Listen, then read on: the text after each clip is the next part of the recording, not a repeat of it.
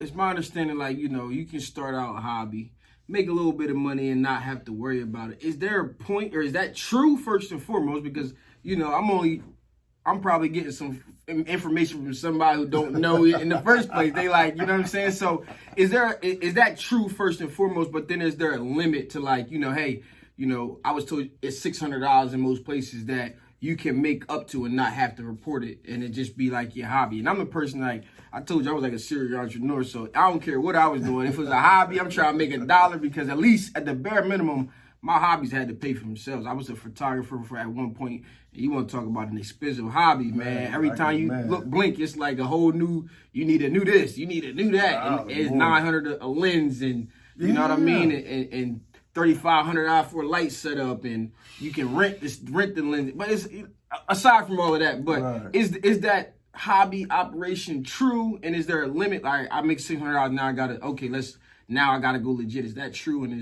is that the case?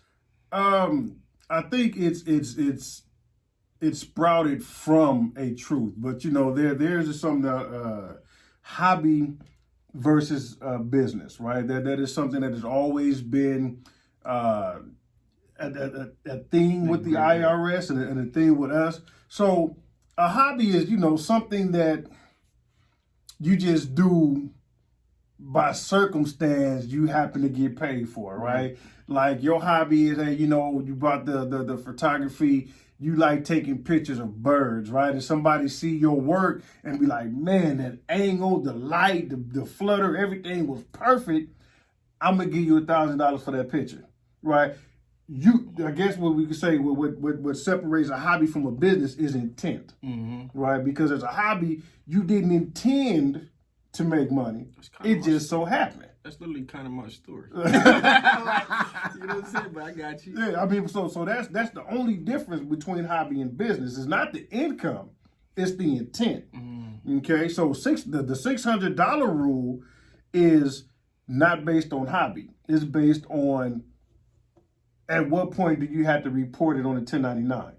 Okay, because if you pay somebody more than $600 in a year, you have to report that income on a 1099 miscellaneous and give it to them. If it's under $600, you don't have to report it on the 1099, but you still got to file it on your taxes. But how you file it on your taxes is depending on your intent.